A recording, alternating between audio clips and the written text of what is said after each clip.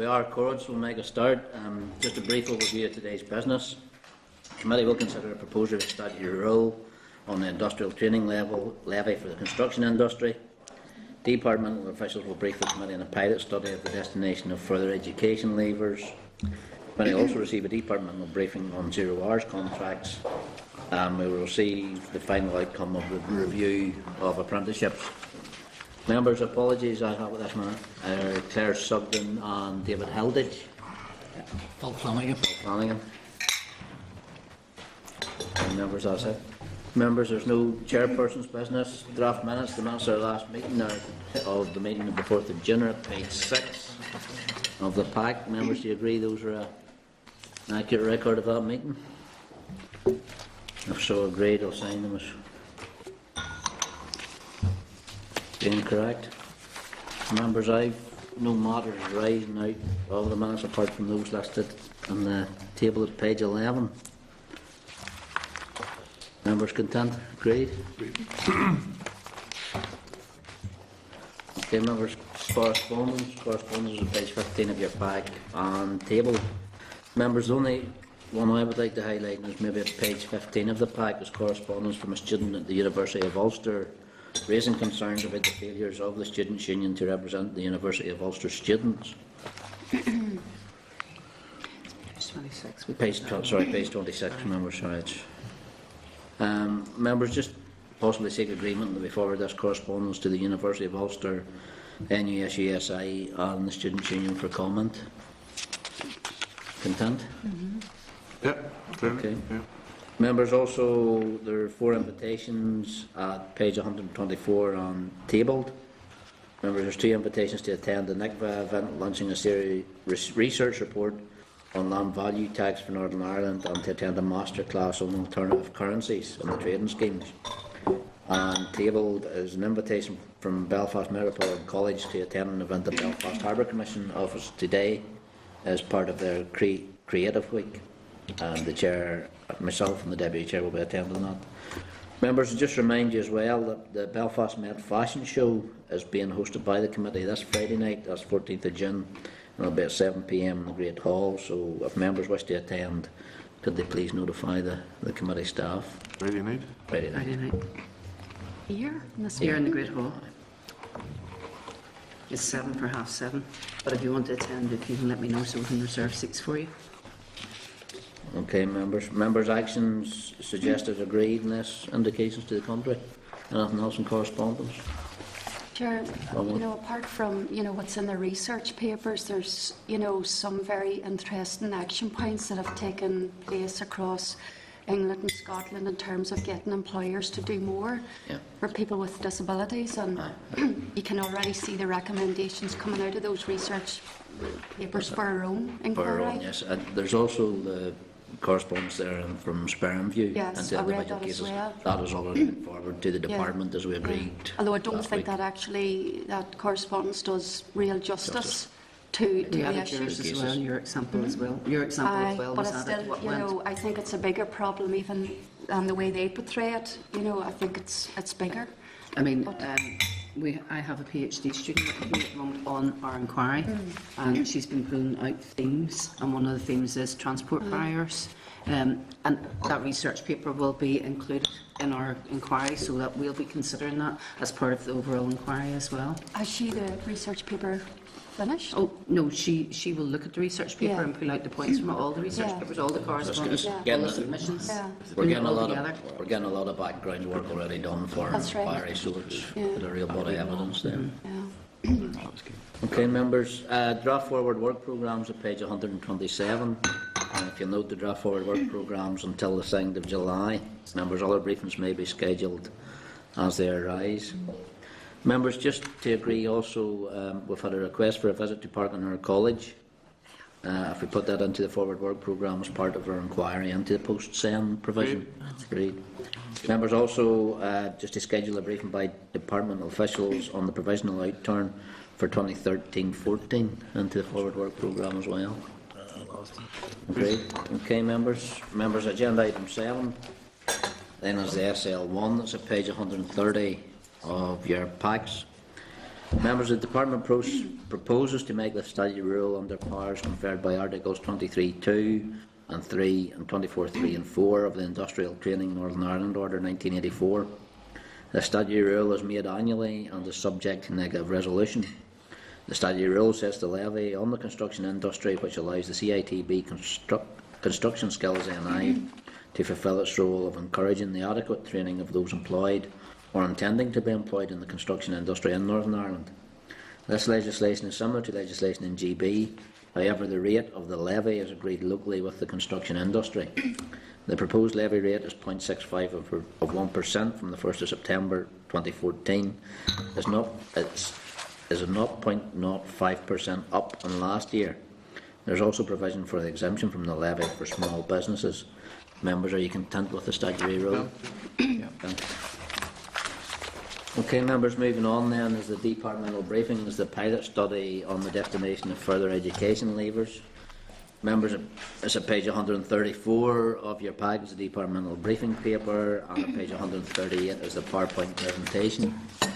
Can I just welcome Mrs. Harriet Ferguson, Head of FE Curriculum and Essential Skills, and Ms. Laura Smith, Head of Tertiary Education Analytical Services.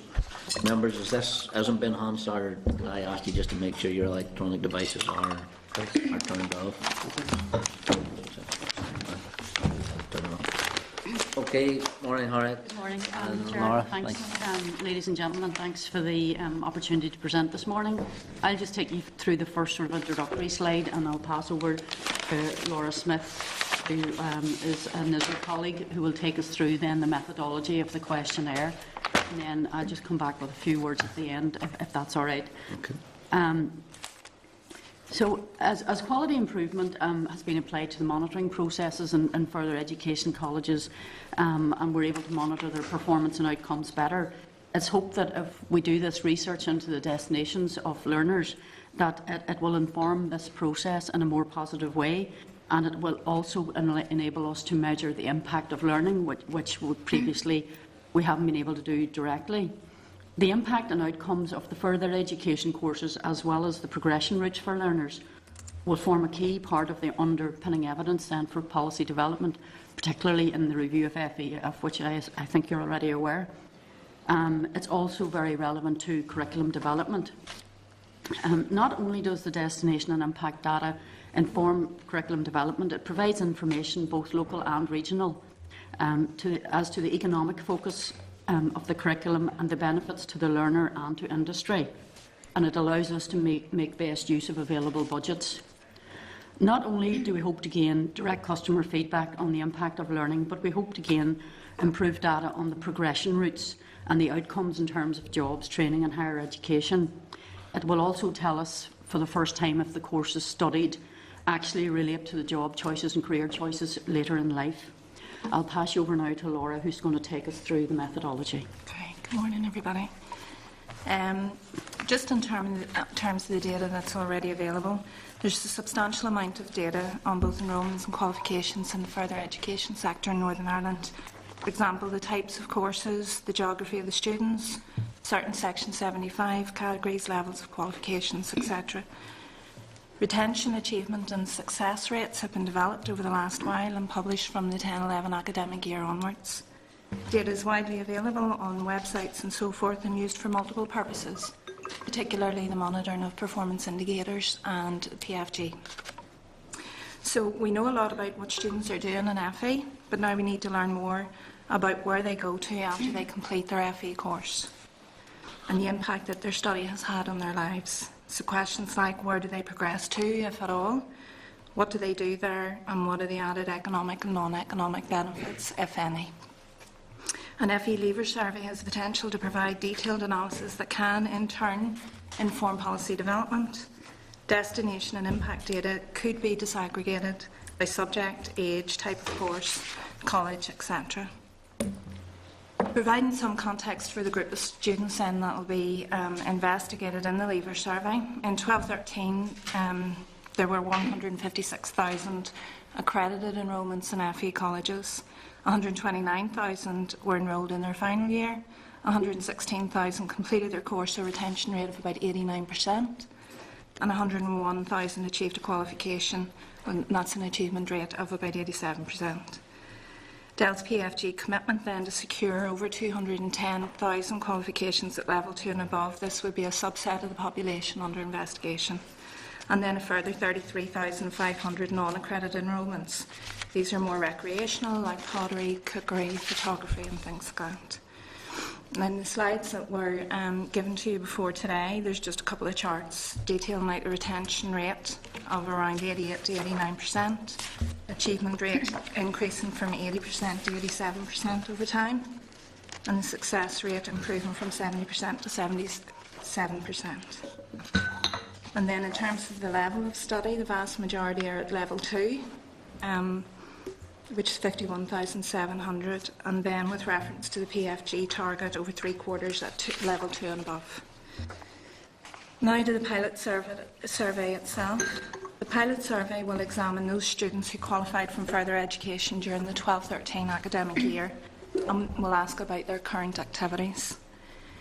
We use a pilot to test the methodology. In this instance, we're testing both postal and telephone interview to determine the most appropriate method for the final survey then. South Eastern Regional College is being used as the pilot area, and we'd sampled 200 people from the entire population in that college to undertake the postal questionnaire, and a further 200 students to undertake the interview survey, the telephone interview survey, sorry. The sample has been drawn and stratified by age, gender, level of study and subject area to ensure that the sample is representative of the population under investigation. Secondly, we use a pilot then to test the reliability and the validity of the questionnaire that will be used in the final survey. For example, are the questions easily understood? Are the questions biased? Can the questions be answered? Does the questionnaire flow? Are the right questions included in the questionnaire?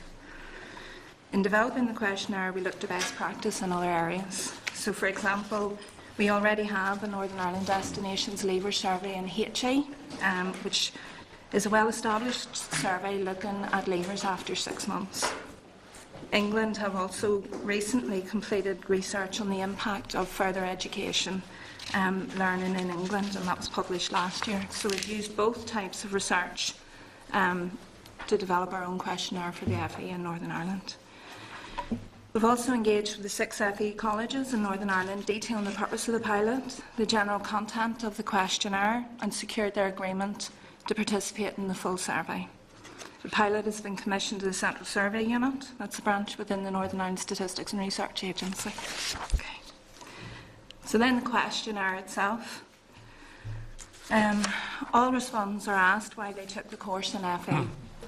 The responses given will filter all the respondents into 2 groups, those that took the course for economic reasons and those that took it for non-economic reasons.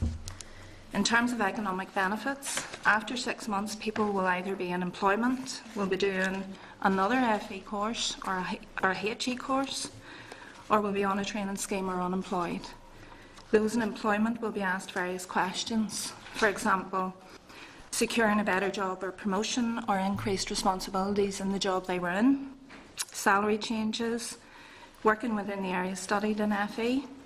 That means it's the topic of the subject that they completed in FE, are they working in an area similar to that topic? If any improvements in employment have happened, if any improvements in employment would have happened without having completed the FE course, and that's trying to work out the impact that the course has had in progression through employment. Those undertaking additional further or else higher education, or those that are on a training scheme, will be asked questions about the level of the new course or their training scheme. Is it higher than the FE course that was completed?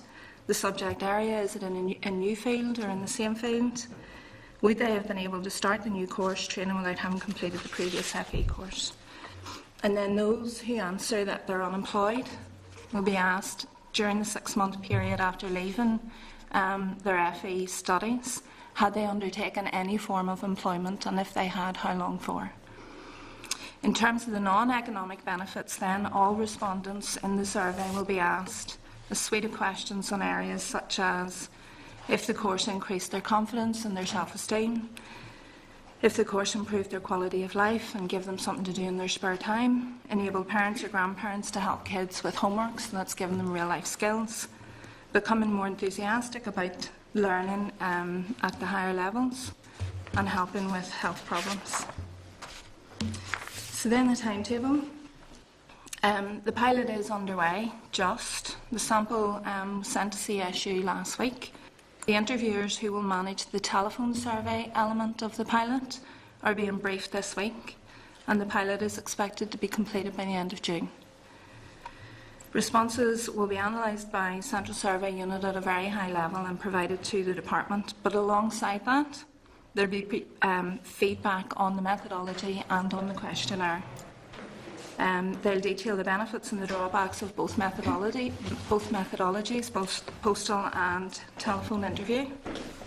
An assessment of the questions contained in the questionnaire will also be provided. For example, detail on questions that were not understood by the respondents, questions that just simply couldn't be answered, questions that may need amended or altered, and then the flow of the questionnaire in itself. And then this feedback will be sent to the department in September.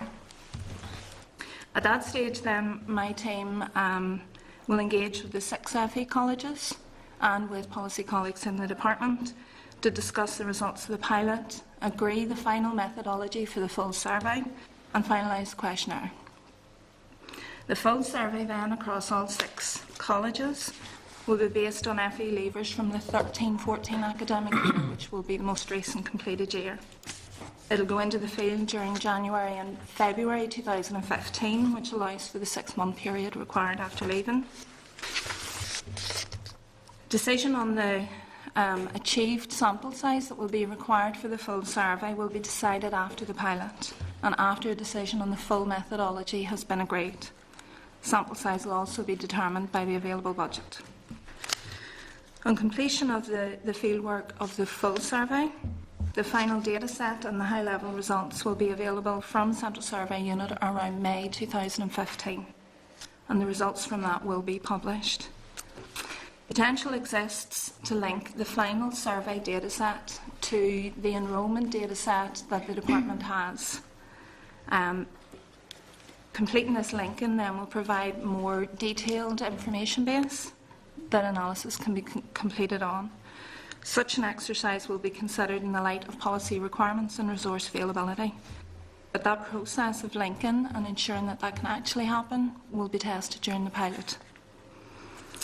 Then, as said earlier, having used the Northern Ireland HE Leaver Survey and England's research on FE, the impact of FE learning, comparability is possible on suitable questions within the FE Leaver Survey questionnaire. Our timetable that we've set for the FE Leaver Survey has been selected intentionally on the basis of facilitating comparisons with the HE. That's me. Yeah. You've got the email address there if you need, and if you have any further questions from Laura. So just to sort of round up, Laura has taken you through the next steps in terms of the methodology of the pilot itself, and then to the full survey. And on the policy side, we're hoping that it will bring an increase in the uptake of FE programmes and improved delivery and relevance of the curriculum in further education colleges, that it will meet the needs of both learners and industry and allow closer collaboration with learners for the first time in a more direct way, to make a better use of, a targeted use of the funding that's available, and to feed into all the reviews that are going on at the moment, particularly the further education review. So that's us. We're happy to take questions. Okay, I'm sorry. Thanks, Laura. Postal and telephone, did you consider social media at all, saying we're targeting FE leavers? Not at this stage. We wanted to test, well, I suppose we took advice from Central Survey Unit on the best methods to use and more established methods to use. And then the England survey used postal, and the HE, the Northern Ireland HE Leaver survey, actually, it's a census really, and uses various methods like telephone, postal and the online. The online is a more new one. So we decided to go with more traditional because we know they're well established. You know, I think more your target audience would be more possibly susceptible to social media rather than postal surveys. Not just okay. Okay, thanks. And the engagement with, I suppose, the development of the questions. Did you any engagement with student reps at all from the FE colleges, or any feedback? Not that I'm aware of, I have to say. There was a meeting With the college directors? last summer. Yes. They gave us guidance on what, on the mechanisms to be used and what types of questions to use. I wasn't actually at that meeting. I've only started in the department 4 months, so some of this has happened before, but we can certainly find out who attended that meeting and see if there were I was just, students. when you were talking about the ease of the questions to be understood, I thought Yeah. maybe the first step would have actually to trial them out with a few students first, Yeah. rather than waiting to No, go we through did- the whole pilot. Yeah. Yeah. We have engaged with Central Survey Unit as well, who have quite a raft of experience in terms of the asking of questions, so yeah, we'll see We can how certainly that find goes. out and come back to you on that. Right. How many questions in your survey? Okay, so whenever the first question one of the first questions that asked is why did you enrol in the FE survey? So that splits Yep. the sample into two. So you are rooted in different ways. Okay. So if you have done the FE survey for a non-economic reason, you will only be asked 4 or 5 questions. If you have done it for employment reasons, that's the most that anybody will be asked, and I think it probably hits on about 30 questions. The aim is that the survey will last no more than 10 to 15 minutes. So it's short enough to keep people's attention, but long enough to get the yes, information that we need. Yeah. Okay, thanks, Pat. Yeah. Good morning, you're very welcome. It's looks to be an interesting piece of work, and a very good piece of work. The outputs from it, and certainly this committee has always been looking at the tracking of particularly young people and needs and where they go, and the relevance as well of the courses. In terms of going forward, and the chair's alluded to, suppose business or employers, separate to that, would there be discussion with them in terms of relevance of courses as well, in terms of the trend, the needs of the future? Yeah, there are sector subject councils, which, and that is one of their key roles, is to actually represent their sector to further and higher education. And also the colleges themselves have schemes, for example, lectures into industry, and where college lecturers go out and actually work in industry for 6 to 8 weeks to get a feel for, if you like, the latest developments in terms of what employers are looking for. And just on that point, we did a sort of a quick ready reckoner last year, because we were trying to assess that very point, and we just chose IT because it's such a developing sector. Yep. And if you look back a few years ago at the courses that were being delivered, they were quite different from what is being requested now by employers, and we discovered that at least 70% of what the colleges were offering were directly related to what industry had said were most relevant to them.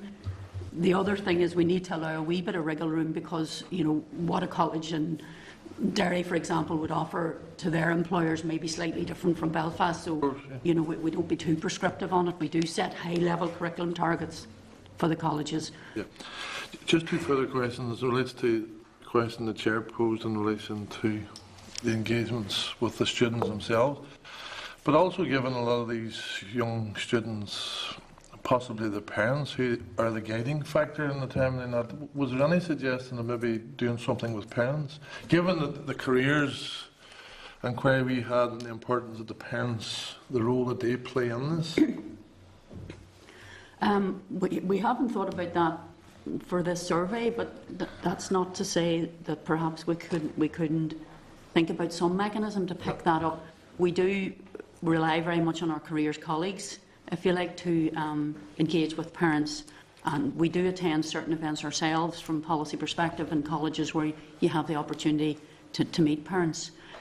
But we haven't for the purposes of the survey. No, I think as well, the information base that we have at the minute is about the student, and it gives us easy access in terms of surveying those people.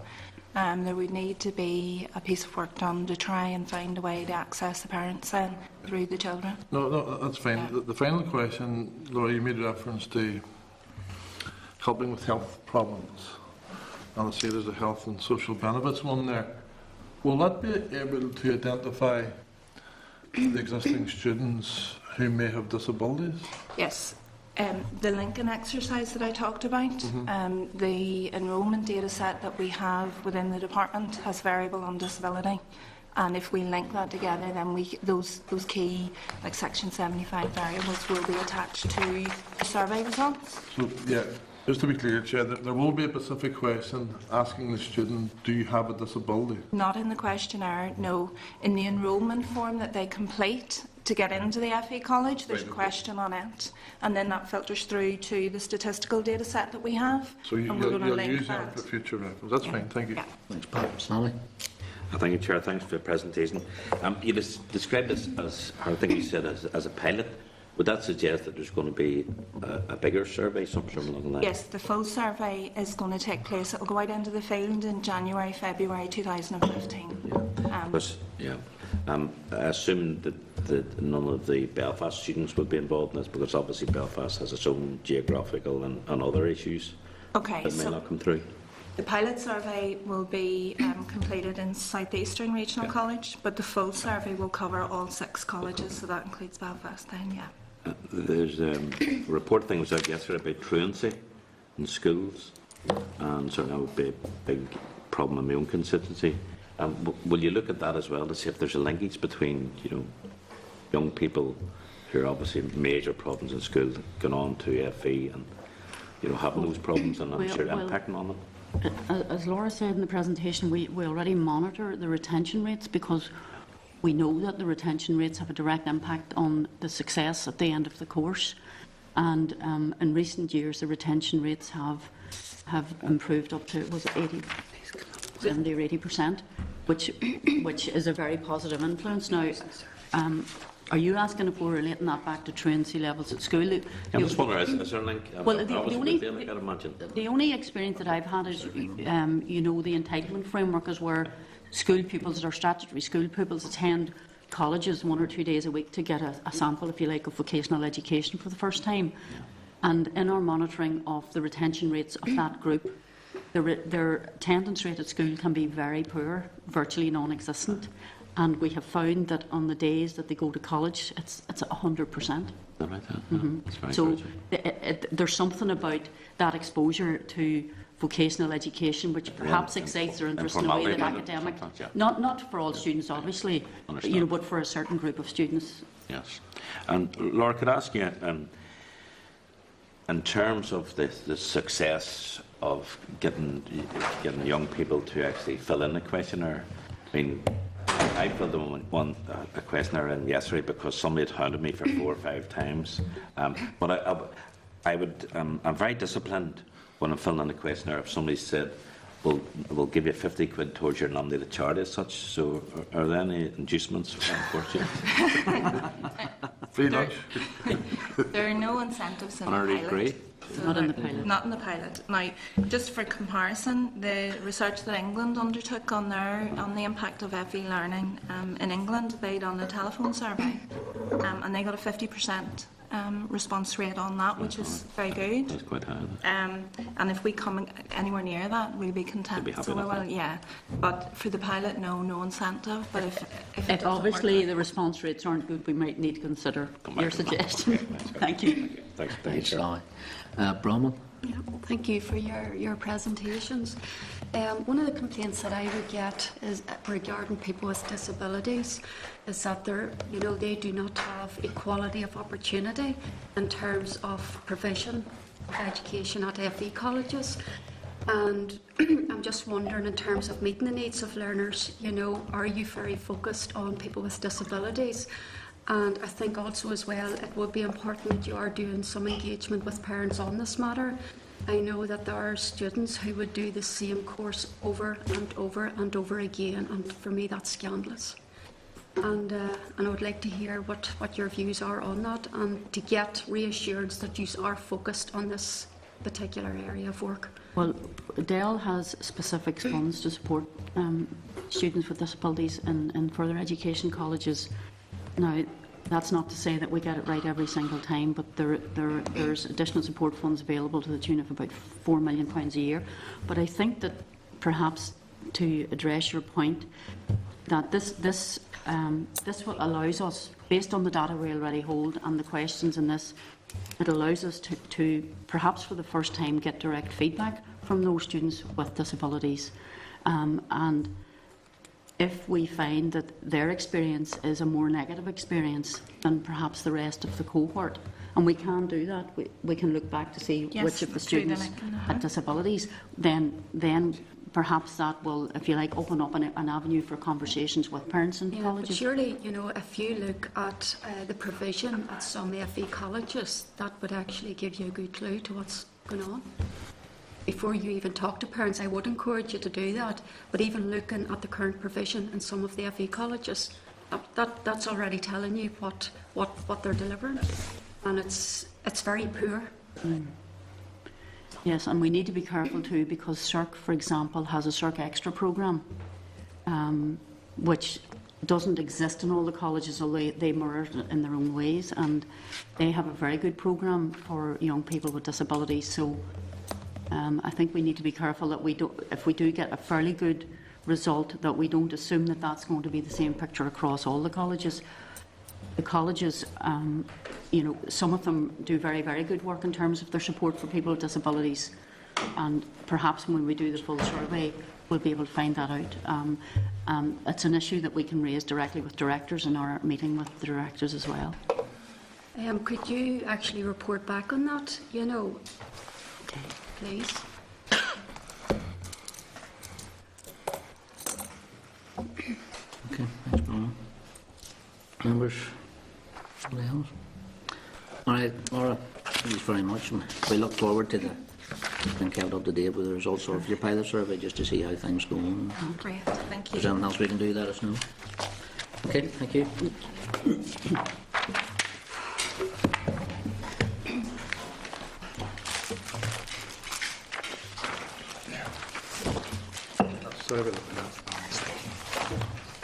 Okay, members, moving on then to our item agenda. The departmental briefing pre-consultation on 0 hours contracts. Members, page 150 of your pack is a letter from the Minister.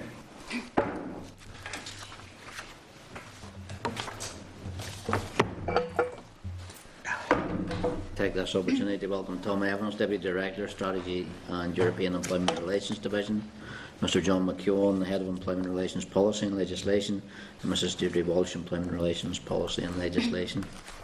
Folks, good morning. You're very welcome. Tom, over to you. Okay, Chair. We appreciate the opportunity to come to the committee today to talk about, I suppose, one of the more topical issues that has been floating around for some time. I mean, 0 hours contracts has attracted significant media interest in the last, I suppose, 6-8 months, and the Minister has had answered a number of questions in the Assembly from members about that particular issue, and we are aware also there's a no-day named motion on 0 hours contracts that's on the stocks.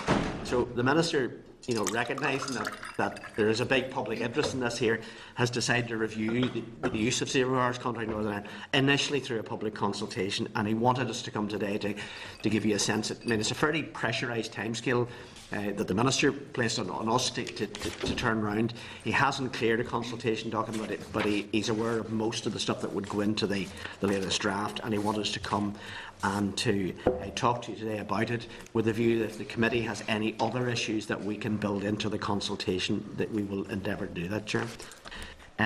In terms of the review, the Minister is committed, as with all the wider employment law review, which we talked about last week, that it should be done in a way that looks to give flexibility to employers, meet competitiveness objectives, but at the same time protect the rights of employees. And in terms of today's presentation, what I intend to do is give an overview of what we know about 0 hours contracts, because I think it's important to make that point. There's an awful lot of rhetoric around 0 hours contracts, and I think it's time to start focusing on actually what they mean, and are there any issues that need to be addressed. We will obviously take account in that overview about research that's happened in GB recently, the GB consultation on 0 hours contract, and then talk about some of the parallel research that we're planning to undertake here in Northern Ireland that would inform that policy review. I suppose to starting point, it's important to emphasise there's no legal definition of 0 hours contract. There's not something sitting in the Employment Rights Order 96, this is a 0 hours contract. It's a term used to cover a whole wide range of employment relationships, and many of them are often legitimate contracts that are established between an employer and an employee, whether that person is established as either an employee or as a worker. But particularly, I think the issue here is that they both freely agree to it and you enter into a contract. Again, there's maybe a perception that people on 0 hours have no employment rights, but actually your employment rights are determined with your status, and the status are employee, worker or self-employed, and that dictates. But many of the people in 0 hours contract probably will be workers, and they do have access to certain core entitlements, particularly national minimum wage, protection from unlawful deduction of wages, paid annual leave, entitlement to rest breaks, and protection from discrimination. Moving on to the research, there's a fairly imprecise picture at this stage again, because I think the focus has only really come to the fore in the last 6 months. And the Office of National Statistics conduct the labour force survey. In a survey they did between October and December of 2013, they found that 583,000 people categorised themselves as being on a 0 hours contract. And this was an increase of 250,000 reported for the same period in 2012. Now, I'm not sure you could argue that suddenly 280, it may be the case, or maybe it's just that they're becoming much more precise about how they actually count and assess the numbers. But more recently, in April of this year, the ONS published the results of its survey of 5,000 employers, which indicated that employers in Great Britain are using around 1.4 million employee contracts that do not guarantee a minimum number of hours. Now, there may be counting the same person a number of times, that may be the case. CIPD did their own research, and they suggested some time ago that there could be around 1.2 million. And I suppose what we're saying in that, it shows that there isn't a clear picture. I suppose if you take the 1.4 million and extrapolate it to a Northern Ireland context, you're talking about 35,000 people. But again, that may be maybe not 35 individual people. It may be people who are on a number of employment contracts. What the most recent survey from ONS focused on was on non-guaranteed hours contracts, which seems to be a different description, and they felt a more accurate, that you don't guarantee hours as opposed to 0 hours, which means that people are getting no hours. And the survey was the first employer-based survey conducted by the ONS, but it didn't include Northern Ireland employers.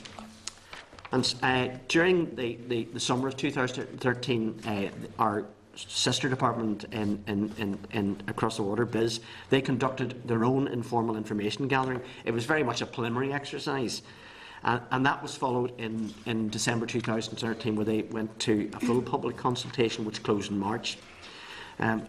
It was reported in the papers there was 38,000 responses. Can you imagine? The civil servants across the water were quite busy, but I think there were about 750 substantive responses, and the rest of them were in result to a sort of a lobby group that encouraged people to input to it. The preliminary information gathering exercise indicated that 0 hours contract can be useful and valuable for both employers and individuals in specific circumstances, providing that sort of flexibility, and you can imagine some of those situations where that might apply. However, they also identified certain concerns about the use of exclusivity clauses in 0 hours contracts. And I think another issue was a lack of awareness amongst workers about what it means to be on a 0 hours or a no guaranteed hours contract. And again, these concerns have been echoed here in Northern Ireland, particularly since the Minister announced in the Assembly in March that he intended to consult on 0 hours contracts. Some would, as part of the BIS consultation, have suggested that this form of contract is a vital element of a modern, flexible and responsive labour market, and an important reason why unemployment has been lower and the levels of employment higher than might have been expected during the recent economic downturn. Other commentators have suggested that the increase in the numbers of people employed in low-pay, zero-hours contract may partly explain the resilience of the UK labour market during the downturn. So that was the sort of picture, Chairman, of what we've got so far from sort of broader research. In terms of our own situation, we did conduct a literature review in the latter part of 2013, and we shared in correspondence the findings of that. Now, I'll maybe just go over the key points of that. It did flag up there's a need for further research to gain a better understanding of the numbers involved and where they're most prevalent. It did highlight that there's increases in the numbers of people employed in low-pay contracts, that this may partly explain, again in a Northern Ireland context, the resilience of the Northern Ireland labour market during the downturn. It would appear from the literature that zero-hours contracts are overrepresented in the private sector, and that larger companies are more likely to use zero-hours contracts, while workplaces in the hotels and restaurants and the health sector were most likely sectors to employ people on zero-hours contracts. Also, that the care sector seems to have a high prevalence of zero-hours contracts. Some estimates that as many as 60% of care workers were on zero-hours contracts in the period covering 2011 and 2012. And those employed on zero-hours contract tend to work fewer hours, on average 21 hours per week, than those who are not on zero hours, which would an average of 31 hours per week. And that those on zero-hours contracts tend to receive lower grossly weekly pay, on average of 236, compared to those who are not on zero-hours contracts of 482, and that would obviously reflect the length of duration of work patterns. The planned consultation the Minister wants to launch, it will include all of the areas covered by the GB consultation, but it will include a broader range of issues informed by the research and the findings from the GB consultation. I mean, in terms of the GB consultation, they talked about whether exclusivity clauses should be banned or retained. Our consultation, coming out of some of it, is actually there may be different types of exclusivity clauses, and I think some of the areas may be around if an exclusivity clause applies when somebody's only getting 20 or 30 hours a week, when you multiply that by the national minimum wage, they're not on a living wage, and is that a reasonable thing to do? And that's maybe something we'll ask. And in parallel to the consultation, the Department intends to undertake further qualitative and quantitative research to complement any findings coming out of the consultation. And some of that research, I mean, building on the literature review, we're going to engage directly with expert researchers. Now, an organisation called the Work Foundation has already produced quite a lot of written material on zero-hours contracts, and what we're going to do is organise a range of engagement and maybe teleconferences, and this work we're going to take forward with our research and evaluation service, our economists and statisticians in the department, to see whether we can drill down into this policy area. We've also started working in looking to conduct a telephone survey that will be based on the ONS suite of questions, so there'll be some consistency between the analysis of the GB survey and the Northern Ireland base, and that's really a telephone survey, and we're hoping at this stage to do it initially with 500 employers to see what we can get out of that.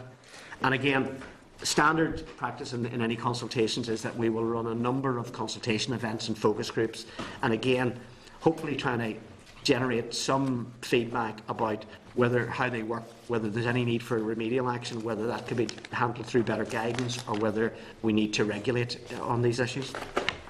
So in summary, the consultation seeks to determine the extent of the use of zero-hours contracts, give a clearer picture of their benefits or impact on the economy. The consultation will also explore a number of options around exclusivity clauses and how to make such contracts more transparent, because I think that's a key thing with anything employment rights, is that people understand when they go into a contract what it means. And in terms of the actual options that at this stage that we're including in the consultation document, the option could be to ban exclusivity clauses in zero-hours contracts or prohibit them where they guarantee less than a given weekly level of gross wage pay or hours. Another option would be to introduce a right to request guaranteed hours or fixed-term working on the part of a worker following a period of continuous employment on a 0 hours contract.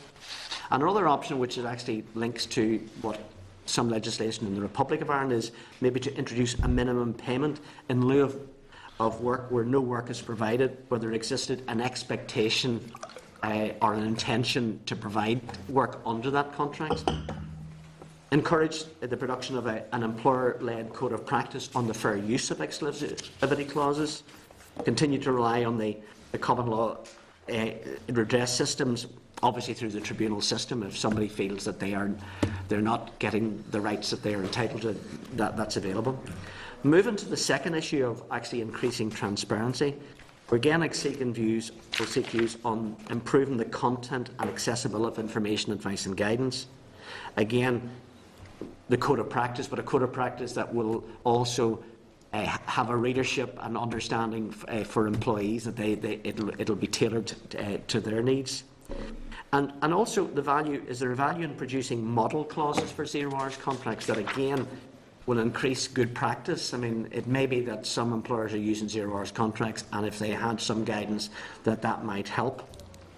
As with any consultation, the Minister's keen that we actually target a number of more general questions at both employers and employees. And I've had fielded a number of calls, actually in the last 2 weeks, from people who said, I'm on a 0 hours contract, I'm not happy, what's your minister doing? I said, we're going out to consultation, and it will be going out in the near future, and there will be questions directed to people who are on those contracts. We will also include another number of open-ended questions, again, so that people can provide input on issues that weren't covered in the consultation. In terms of the way forward, Chair, I mean, the Minister's keen to go out as soon as possible in this area, because I think he's been pressed, in the press, and I think members are keen that some action's taken. And on the basis of the consultation, and obviously the consultation we hope will inform by questions that members will pose today, he will then consider the findings of that there. I would imagine he'll want to bring it to the Executive. It may be about legislative changes or not, under better regulation, about better guidance, and we'll see where we get. And that's the presentation. We're happy to field questions. Okay, Tom, thank you very much. Suppose we're not a declaration of interest, but if somebody used to manage a company that used 0 hours contracts, I actually know where a lot of this is coming from both sides. But just in regard to the letter and the presentation you've put in front of us, the Minister's making a statement next Tuesday. You're saying he's hoped to do something in the near future, and it's because of pressure from the press and a number of members. If you're already fielding calls on this, what is the Minister's realistic timeline for doing something? And so we can see that this just isn't an exercise, so you can say to somebody that calls you, we are doing something. I think the Minister declared his intention to launch a consultation before the summer recess.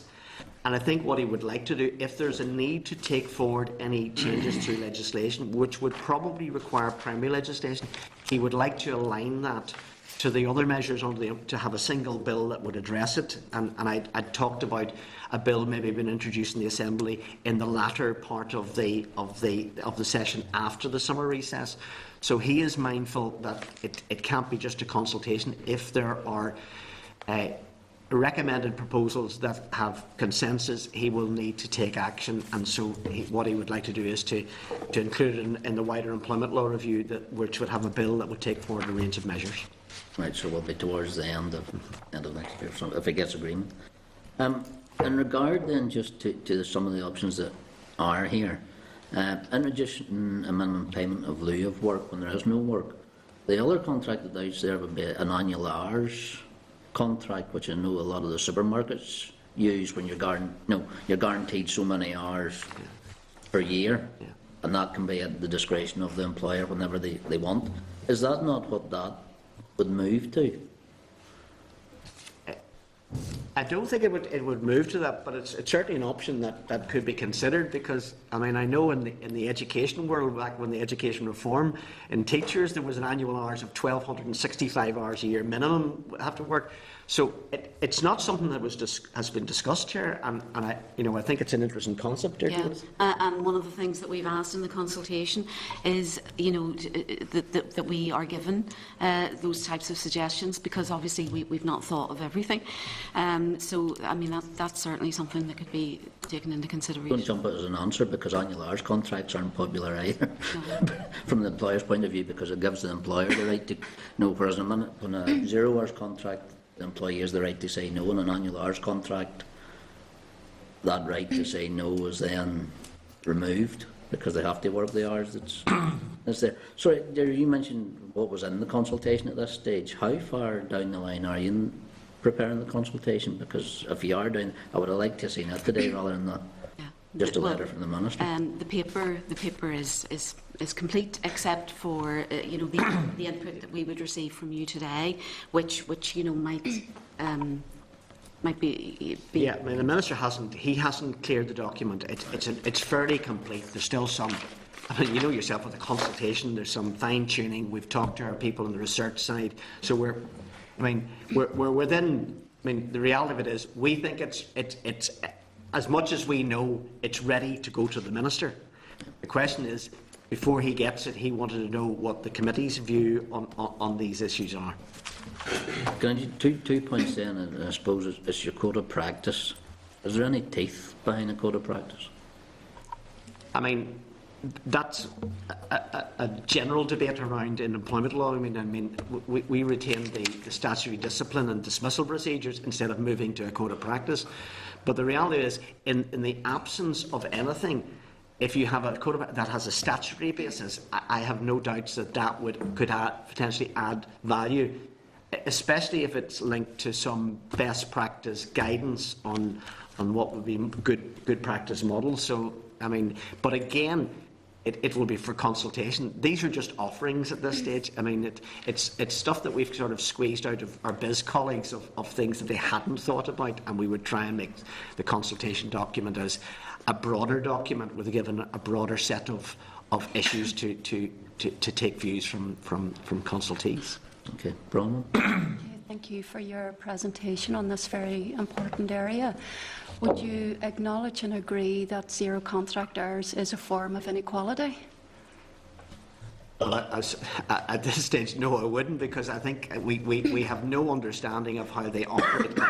As I say, the consultation is very much around finding out how they're being used, whether they have good or bad impacts. The reality is, if through the consultation we can identify any negative equality impacts from the use of them, that's something the Minister would want to take action on. Okay. The Minister, he attended the committee in recent months, and he said that we need to quantify the usage of zero contract hours, and he also said that part of the difficulty is that there is no agreed definition on zero contract hours. How big of a hurdle do you see that? He also, sorry, I forgot to say that the department will be doing some research on that matter. Has that research concluded? And again, how big of a hurdle is that regarding, that no graded definition? Well, in terms of the definition, ONS have attempted to, in their survey, to agree a definition. In terms of the Northern Ireland research, what the Minister has asked to do is to undertake some research, and I've just mentioned we're going to launch an employer survey of 500 employers, again to try and firm up and tighten up on definitions. Again, in the consultation itself, I think, again, we will try to seek an understanding of how they're being used, because, I mean, I think there will always be a general definition of zero hours contract, but there will be different types of zero hours contracts. I mean, and the reality of it is, it's identifying any contracts arrangements which disadvantage and do have adverse equality impacts. But I mean, I'd say that's the attempt, is to say it is, I've tried to get across, it is a very, very patchy policy area at this stage, and what we're doing, we're paddling feverishly under the water to try and get as much, I wouldn't say empirical research, more informed commentary about how they're being used in Northern Ireland, so that the Minister can make some meaningful policy proposals. Thanks, Bronwyn. Phil? Thanks, Robin, and thanks for the presentation. One of the big problems is trying to quantify the extent of the problem, and you referenced that the majority of these are in the private sector, but you then told us that pro rata you estimated that 35,000 zero-hours contracts existed here, but figures that I've been given by the Minister for Health indicate that there's 19,600 public sector employees on zero-hours contracts. So again, it puts that myth to bed that there's 35,000 of them, and the majority is in the private sector, because they're very prominent in the public sector too across all 5 trusts. So I suppose the first question that I'd have is what level of engagement have you had with officials within the Department of Health with regards to this matter and how they're being used within the trusts? Just on the general point, I mean about if 35,000 and the point, I mean, all we were doing was saying the ONS survey suggested 1/4, so purely we extrapolate, and I take the point, and I think we've said in the survey that 60% of some health sector are on zero-hours contracts. We haven't at this stage, but that'll be part of the engagement. I think now with some evidence in terms of the literature review where the sectors where they predominate, we will have those sorts of engagements. Now, the employer survey is one way. The initial pilot survey that we're doing, I think we'll have to replicate that, and we'll be working with our economists and statisticians to look at that. But I mean, again, that's the part. I mean, the reality is the health and social care sector seems to be an area where it's prevalent, and it's something that we will want to explore. So, but you haven't engaged with them as part of the pre-consultation, no? No, we haven't. I mean, the reality of it is, other than analysing what GB has done, looking at some sort of expert researchers have done, we've set this out, and the committee is actually the first place we've come. We have not had any engagement, but I mean, I think this, that's something that's going to be a fairly intense level of engagement. I think the initial pilot service might help us with that, and further research to know where best. But I mean, I think the point you're making is a very persuasive one, that we should look to our health service. I don't think the committee will criticise you for bringing it here first. I think it's something we'd welcome. In terms of the exclusivity clauses, will part of this work be looking at the impact not only on the individual that's negatively affected by such clauses, but also on the wider economy by taking that person out of potential employment elsewhere?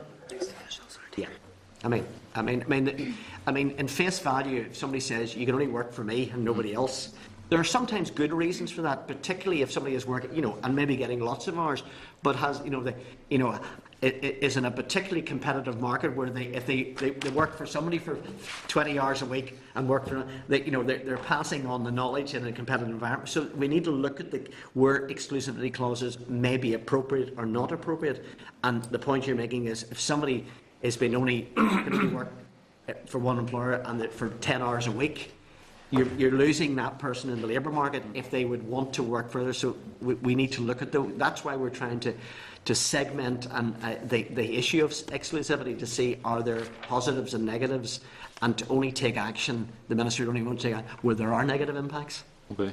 And in terms of access to benefits and other employment rights, there's problems with people that are in zero-hours contracts trying to get a mishmash between job seekers allowance, working tax credits and income support. So as part of the consultation, will you be trying to come up with some system where people that might work no hours for 3 weeks in a row and then maybe work 40 hours the following week can get a regular income stream, whether it's on a weekly or a monthly basis?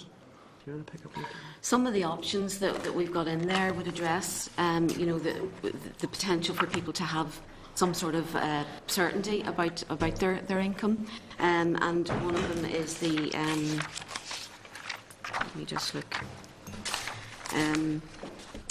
The introducing the right to request guaranteed hours or fixed-term working, or overtime, the right to request a fixed-term working pattern, so that would take the uncertainty out of those types of arrangements and give people a bit more stability and a bit more security around their financial arrangements. But that's the right to request it. It doesn't mean you'll get it. I mean, that's why we're consulting on it. We want to know. But the example I'm talking about is say somebody that works no hours for 3 weeks in a row. They probably will be entitled to claim job seekers allowance if they could demonstrate that they're out looking for alternative work. But then the following week, if they work more than 16, hours, they can't claim job seekers allowance. That's they have to come off that benefit and then try and get back onto it at a later stage, which is hugely problematic. And I think as part of this work, that's one problem you need to try and resolve. And it's not something that's going to be easy. I think it's something that you just need to try and resolve. I mean, in terms of but I think it will surface those sorts of issues. You're right about inconsistent working patterns and how it affects their entitlement to a wider benefit. You're absolutely right, and that's something we will be looking at. And the final thing I'd like you to look at is also a growing trend in the employment market where people that are employees are being forced to register as being self-employed to make sure that some employers want to get out of having to pay sickness benefit and holiday pay and things like that. So they're making employees register as being self-employed as opposed to being direct employees. Is that something that you are considering looking at as well as part of this work? No. It's not. I mean that's a broader issue. Actually, is about an employer, in some way forcing somebody out of full-time employment into a self-employed. And that may be something that actually needs to be addressed. The normal address is somebody saying it almost is actually constructively dismissing somebody. What I'm talking about is when they're hiring somebody, when they're taking on a new recruit, instead of registering them as a direct employee, they're being registered as self-employed. And it is a trend you see with employment statistics with the huge surge in the number of self-employed people. Well, again, if in the research we find there's an increasing number of people on 0 hours contracts who are neither employees or workers as defined in the legislation, but actually are self-employed, that may tell us something. Is that trend? As I say, we have no evidence to term that, but and again, there are industries where the IT industry where that is actually unaccepted, and actually the people want that, and then, so we need to look at that at this stage. If there's an evidence that there's an increase in it, and it's having again negative impacts, and people are saying it is having a negative impact in their ability to secure a living wage, that's something we would have to take account of. Great, thanks very much. Okay, thanks, Phil. Alistair? Thanks, Chair. I'm a wee bit concerned about the order in which we're going about things, and I'm quite sure the officials here this morning will tell us that there's no predisposed outcome and that the Minister has an open mind in this. But given that we've acknowledged that we don't know the extent of the problem, that we don't have any solid evidence about the extent of 0 hour contracts in Northern Ireland, or how many people are on them, how many employers are using them, and indeed an acknowledgement that the evidence in GB is somewhat patchy, it concerns me that we've already discussed about legislative change, we've discussed about a bill coming potentially before the House after the summer, and indeed in the Minister's letter he has outlined a number of potential solutions to a problem that we haven't yet established. So are we not doing this the wrong way around? If the Minister's already saying that here are a number of things that I may introduce, but he doesn't actually know how big of a problem this is it not the wrong way around? I think all the Minister is saying at this stage is that it's a policy review, and in any policy review, if coming out of it there's consensus about things that need to be done, if those can be done through no legislation, fine. If it requires legislation, fine. That was just he is not at this stage committed to legislation, but what he's saying, and the Chairman had raised the issue with his timescales, if legislation was required, is this going to be something that's going to take years to do? And the Minister is trying to be efficient in using a bill that it may be introduced in the Assembly at the end of the year. It may not be. Obviously, it's down to the decision that the Executive will take on that. All he's doing is saying is, at least I'm looking forward, if something comes out of the consultation that is very compelling, that has a degree of consensus, that there needs to be change, that he at least is committed to taking forward that change. The Minister has no decision on any particular proposals. At this stage, it is very much about scoping, but identifying some areas where there remain, at least we would want to get a better understanding of how they've been used. So the Minister isn't committed. Has the Minister asked anybody to start drafting any potential legislation? Not at all. Okay. Absolutely not. On the issue of the actual use of 0 hours contracts, as an Assembly, we use, the Commissioner for Standards is effectively on a 0 hours contract, because I don't think there would be an appetite in the Assembly to pay him for work he's not doing. So they are used even in the Assembly for work, and I don't think I've ever heard anybody from any party argue that he should be contracted on anything other than a 0 hours contract. And it leads to the point where for some people it is absolutely essential. So for some employers, and you've mentioned caterers or people in hotels where they don't know the type of work that they'll be having on a regular basis, but also for some of the employees. So for young people who are students who maybe don't want a full-time job or can't always do the hours of a part-time job, it actually suits them very well. Also for perhaps young parents who want to get back into the workforce or who've been out for some other reason, it works very well for them. So I don't think anybody would argue that 0 hours contracts are for everyone, but clearly they are important for some people, and some people very much like them. Just in terms of the impact that any banning of 0 hours contracts or removal of them would have, particularly on small businesses. So if you're a small business, perhaps there's only 2 of you, and it's a family-run business, you're a caterer, and you don't know whether you'll get a big order in for the following weekend or not. If you were to ban 0 hour contracts, how would that small business be able to survive? Well, again, any proposals that the Minister would be minded to take as a result of the consultation, there would have to be an impact assessment done. And it's interesting, actually, I think it was referred to in the Assembly yesterday. Actually, there is a small business bill being introduced into Parliament, into Westminster, which we aren't aware of them, but they're coming out of the consultation. There'll be no proposals introduced without a full integrated impact, which looks at the regulatory impacts, the equality impacts of that. So, I mean, it's not for the first time that the committee has raised the issue of SMEs, small employers, and we need to look at that. And it's something, maybe we need to include something in the consultation on that very issue. But as I say, the Minister has no predetermined views. It is very much looking to see what are the views of the wider stakeholders out there around the use of 0 hours contracts. If it comes back as that it's fine, the Minister won't be taking change, but if there are real issues, if they can be evidenced in certain elements of any contractual arrangement, the Minister will consider them. And just finally, in terms of some of the suggestions or areas that the Minister is seeking views on from the committee on, and will be in the consultation, the banning exclusivity clauses, I'll be fairly open-minded on the basis that if you're not getting any work at all, now why would you sign a contract like that in the first place? You shouldn't sign up to it if that's the expectation, but I think there's probably some area around that, and I very much take Phil's point about if it's preventing an employee from getting some of the rights that we all would expect them to get. I think there's a work required around there as well. But in terms of the minimum payment in lieu of work where no work is provided, again, if that was introduced, would that not hit small businesses in particular twice? So if a small business, and again I'll use the example of a catering firm, if there's an expectation from them that they may get a big piece of work and it doesn't come in, they are suffering, first of all, by the fact that they didn't get the work or they didn't get the contract, and then they'll be hit again by the fact that they still have to employ people who haven't done any work for them.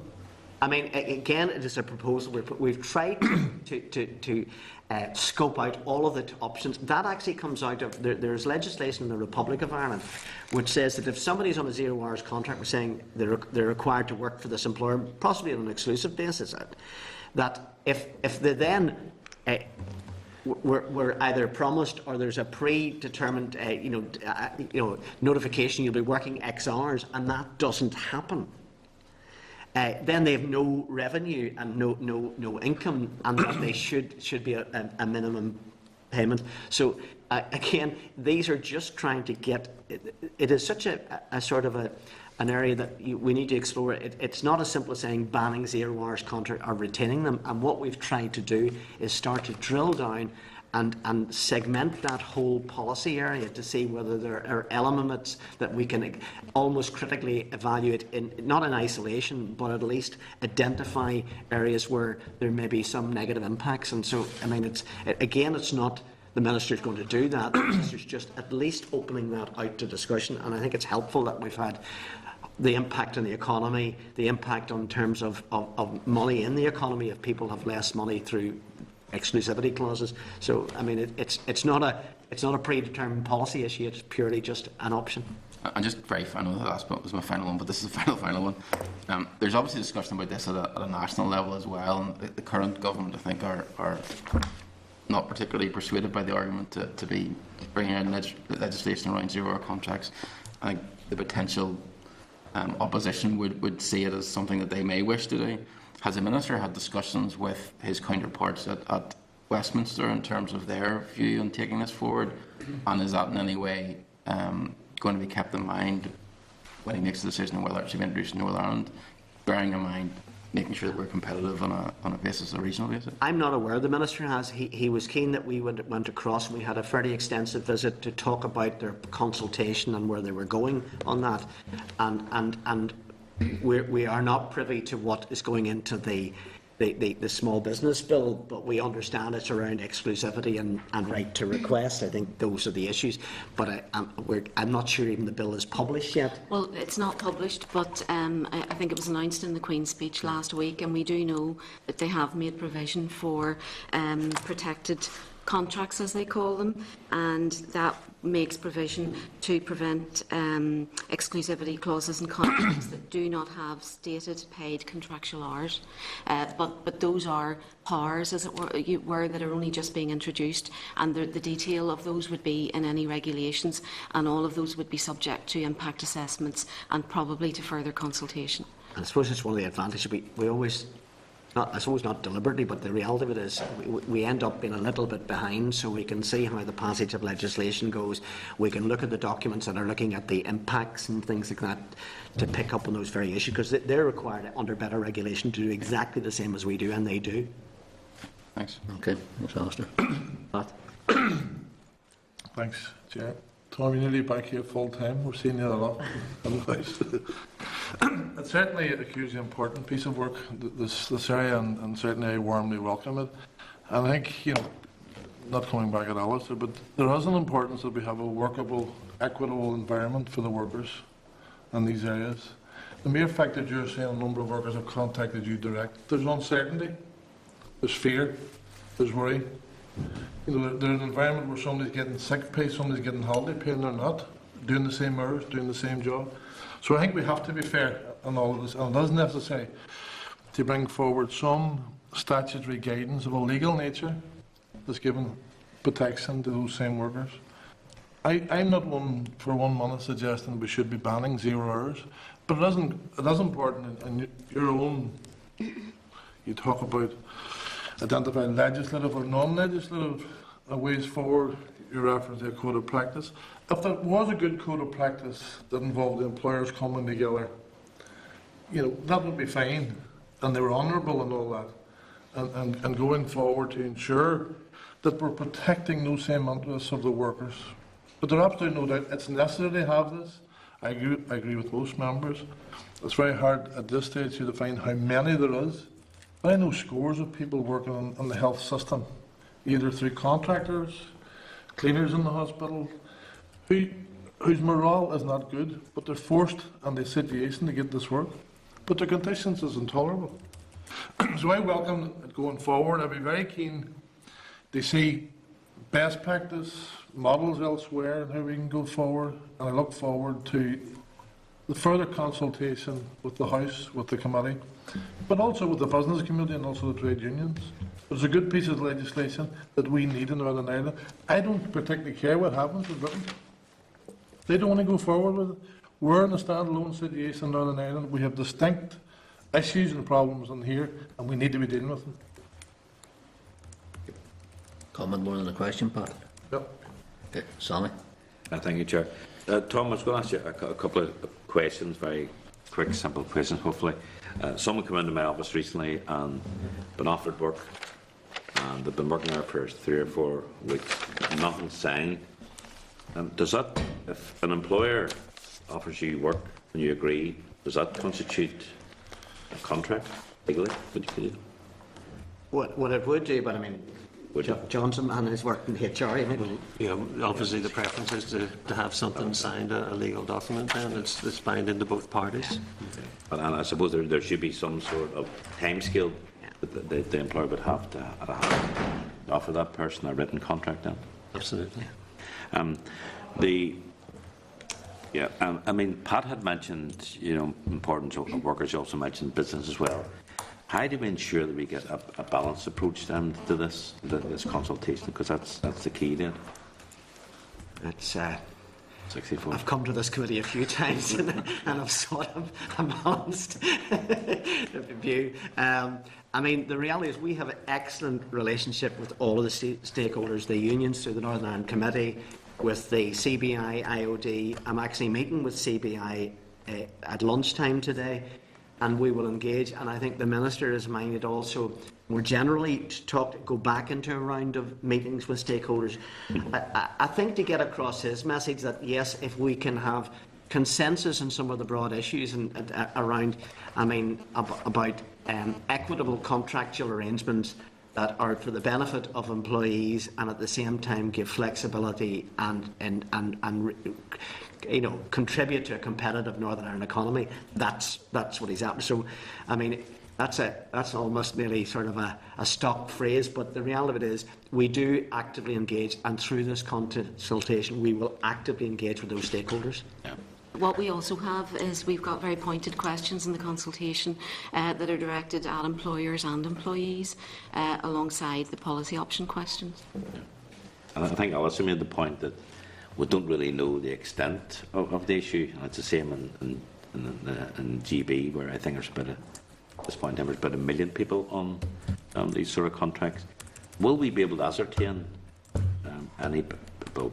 Will we get other information, better information, to give us a better picture of where we're at? Well, as I said, we're going to do this pilot survey with employers, with about 500, I think, employers at telephone, and that will be based on the ONS's suite of questions, which they have refined and tested. And I think it's better that we use a framework that is consistent with the UK-wide, so that at least then what we can do is we can get Northern Ireland analysis, but also we can have a better understanding of how to extrapolate the UK figures into a Northern Ireland situation. So that's what we're... But it'll be not just quantitative, it'll be qualitative. The people who are doing are expert at doing that. It's our economists and statisticians have been very much in the lead in determining how that survey will run. We'll see how it goes. And do we need to do something much more wider than that, or does that lead into other research? Yeah. And just a final question. I know Pat mentioned about the we've no interest in what happens in Britain. And in All Ireland context, I think I've asked a similar question about another issue recently. Have we had, or will we have contacts with our counterparts in the Republic of Ireland? Because I certainly know of a situation in the past where you had an All Ireland company, when it came to redundancy, was totally different, north and south. Well, I mean, we will be referencing briefly. I mean, actually, the international research on this and evidence is very patchy and very limited. It is. But we will be referencing the sort of legislative basis in the Republic, and we will be talking, Derry particularly, we'll be talking to our colleagues in the department. Yes. Okay, thanks so much. Thank you, Chair. Thanks, Tom.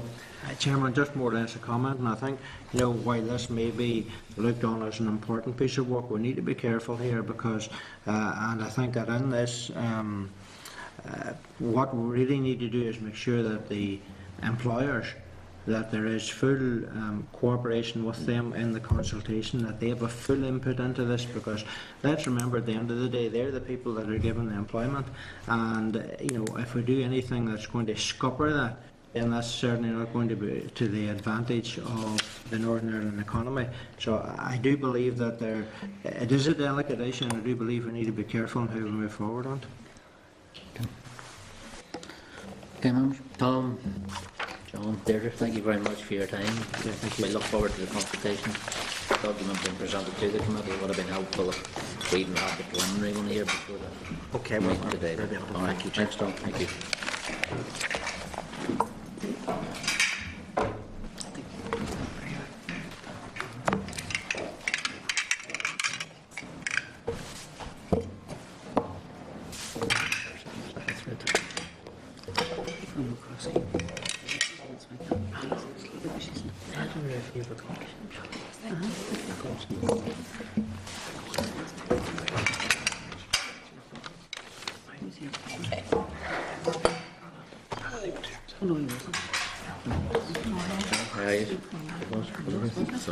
Okay, members, next item on the agenda is the departmental briefing, the final outcome of the review of apprenticeships And can I just welcome Catherine Bell, Deputy Secretary, Jeff Hard, Head of Review of Apprenticeships, and Jim Russell, Deputy Director of Youth Policy and Strategy Division. Folks, you are very welcome, so over to you. Thank you very much. Really appreciate this opportunity to give you the final findings in the review of apprenticeships. I know my colleagues a few weeks ago took you through the 32 recommendations and the responses that have come in. We thought this morning that we would concentrate really on, there were 3 areas where there were some emerging issues. As you know, with the apprenticeship programme will be taken forward under 4 themes: the components of an apprenticeship, what makes an apprenticeship, increasing the participation, partnerships, the role of the key players, and ensuring the quality. And in all of those points, there was a great deal of agreement. The 3 areas that we needed to go back out and test were the level of the apprenticeship. The recommendation had been apprenticeship should start at level 3, the duration, that it should be a minimum of 2 years, and 3, about the breadth of the apprenticeship programme. I suppose things would have been easier if the review of youth training had been completed, because it would have shown that the emerging findings from the youth training are that we will have a traineeship or proposed a traineeship at level 2. And when we went back out to employers to talk about the level that the apprenticeship should start at, they were content that there would be a traineeship which would be at level 2, and a person could progress then to an apprenticeship. The second part of that was to do with the fact that when a person starts an apprenticeship, they generally don't have any of the hand or the craft skills, and those skills have to start at the bottom. They have to start at level 1 or level 2, and so we will build that in, that while a person is working for a level 3 programme, they can obviously develop their skills at level 2, going up to level 3. In terms of duration, when we went back out again, we had a meeting this morning of the expert panel that is advising the Minister. We also made clear that at level 3 it takes about 2 years to do the education part, or the breadth, and obviously to develop the skills, to be competent, it takes a minimum of 2 years. There may be an occasion where a person can do that in a shorter time, and the department would make provision for that. But you know, the vast majority of people will take a minimum of 2 years and possibly more. In terms of breadth, the expert panel were of the view this morning, if this is the gold standard for skills training, it has to be a broad programme and allow people to progress. So those were the 3 big things which we've tested again, and that's the position that we're at. Quite happy to go through all of the 32 recommendations if you want, but I think you've had that before. I'm more than happy to take questions. I think at this stage, Catherine, we've been through the recommendations, Yeah. and even not so long ago, so Yeah. I think we just go to the questions. I suppose you finished, you content. You referenced there the expert panel. There's reference in one of the slides to an advisory group being established, to go onto the strategic level. Is it going to be the same group, or are you going to change? At this moment in time, we're actually developing what the advisory, how it should be constituted, what the governance arrangement should be, and that will be all part of as we take forward the implementation plan, and who will be on that. It is highly unlikely it will be the same people that are on the expert panel that will just move over onto the advisory panel. The advisory panel will be mainly business, with obviously the universities and the colleges there in terms of curriculum. The unions will be there to, as well.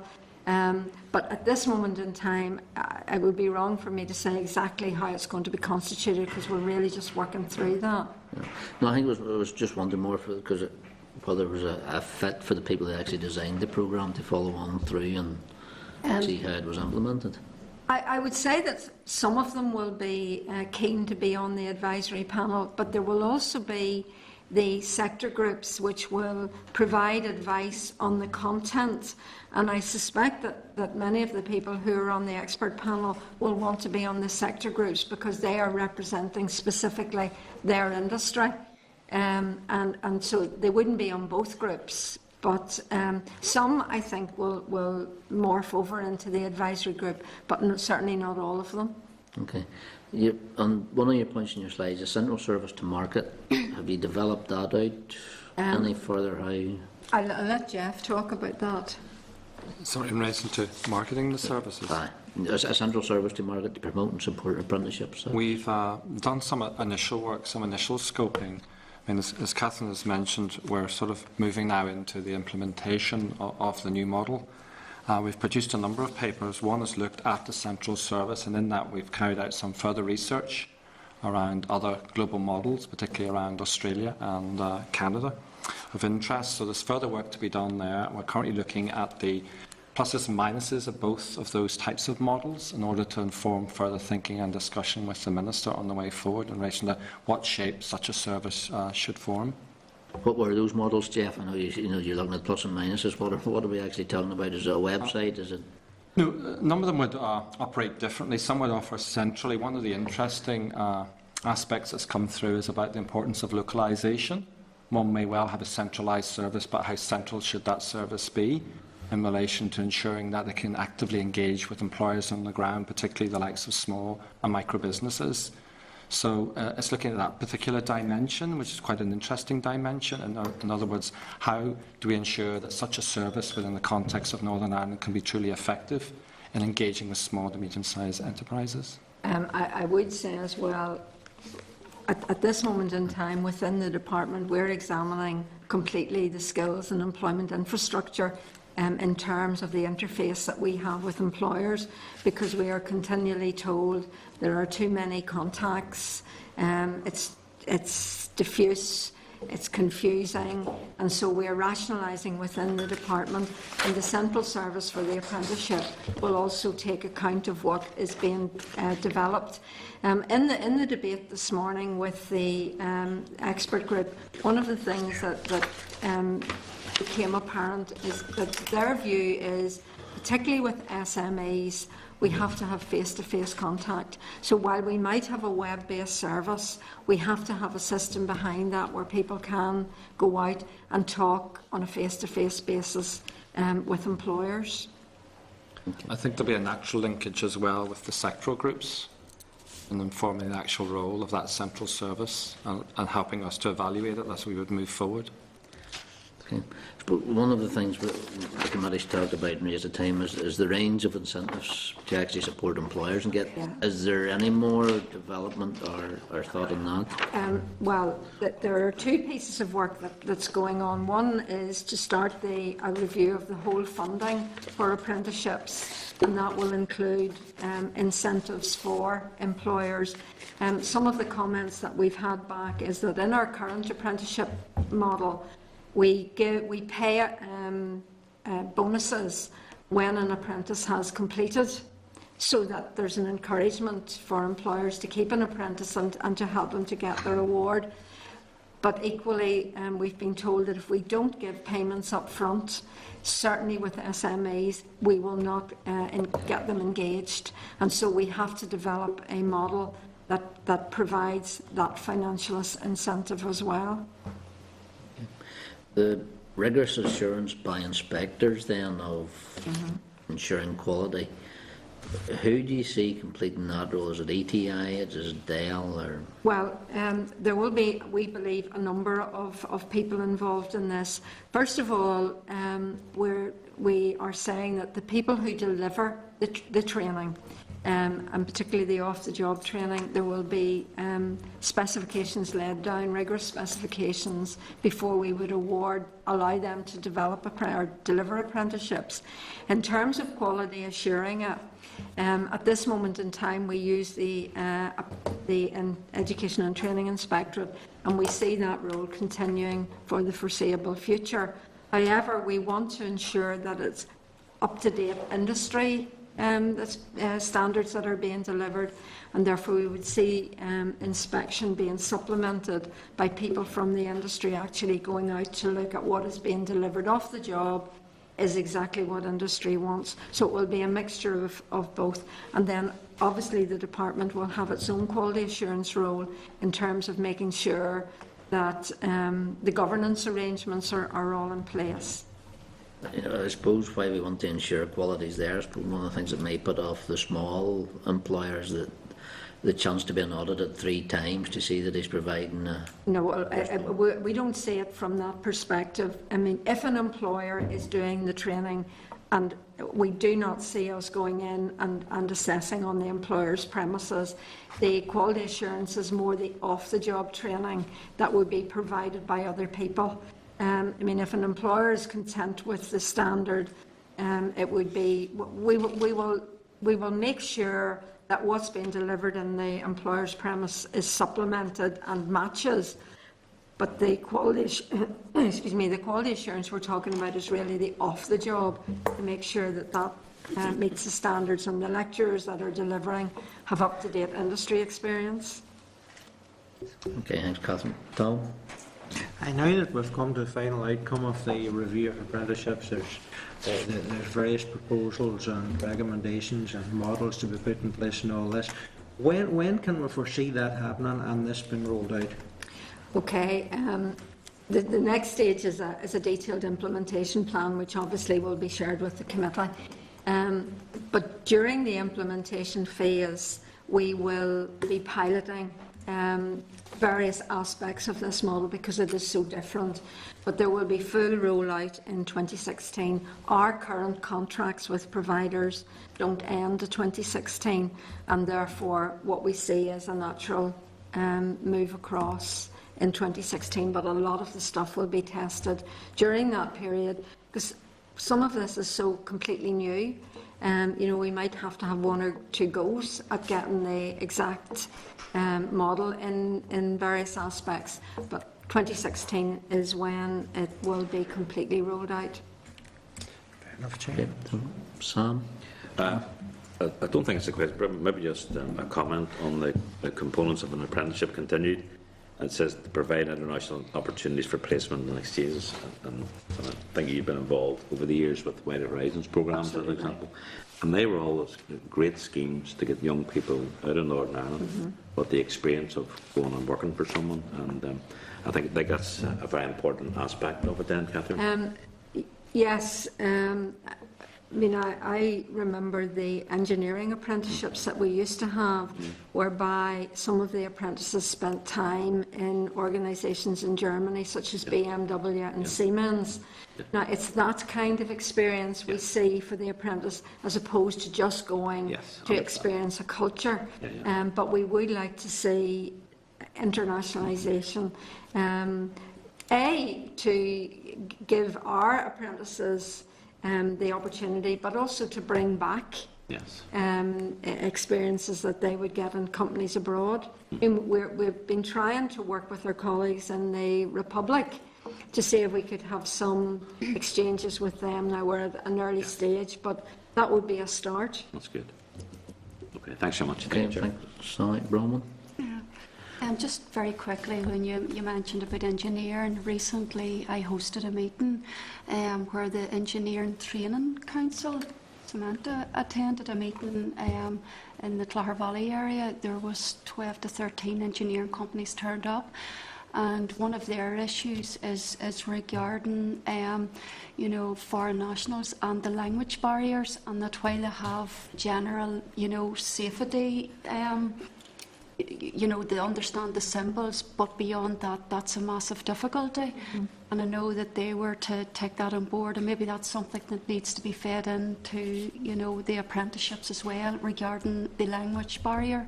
It is big, and maybe if you engage with Gillian Winters, she know may be Gillian able, well. yeah, she will give you an overview of that. Of course.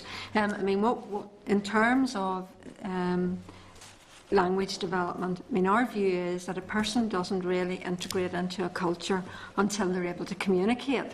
And therefore, we give the English for speakers of other languages, we give that free to them. You know, so we have tried to put in place something to help the migrant workers. Again, it would be good in some instances if we could do that on employers' premises. Okay. But we'll pick up with Gillian and pick That's up what the grand. issue is. Okay. Catherine, just are we now set that apprenticeships will start at level 3? Because it was a policy forum event that I think Minister Farry was on. He answered a question and answer session, and when he said he was questioned about level 2 or level 3, and he said he foresaw where there might be circumstances where apprenticeships might still be at level 2. Well, if you take, the broad answer is that apprenticeships will start at level 3 because we will have a traineeship at level 2. But in a few instances, there may be industries which say, no, ours is level 2. But that will come out of the advice from the sector advisory bodies, because that will be their job to determine what the curriculum is, what the content is, what the level is. But we don't see that as a level 2 right across the piece. I mean, the basis of this review is to really establish apprenticeships on an equal basis with the academic route, so that a person can go into an apprenticeship and get a very rigorous training, a very broad education experience, and can progress as far as they want to go, right up to level 8, through a learning and earning route. So while there may be a few that are level 2, the vast majority will be level 3. Okay, thanks. Members, anything else? I should have said, Chair, that the Minister intends to make a statement on the 24th, and that will encompass where we are as well in terms of the youth training, which you'd got the briefing about a couple of weeks ago. Okay. All right. Yep, Catherine, Jeff. Okay, thank you very Thank much. you very much indeed. Yourself available.